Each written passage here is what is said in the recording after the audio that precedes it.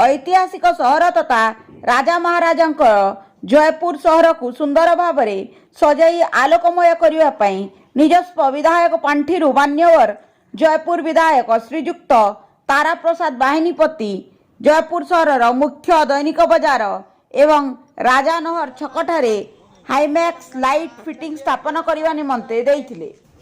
2 तारिख दिन शनिवार संध्या 7:30 घटिकार तांको द्वारा शुभ उद्घाटन कर लोकार्पण करा जायछि एही आलोक व्यवस्था। भानु प्रताप नायक का रिपोर्ट कोरापुट रो उत्कल एक्सप्रेस।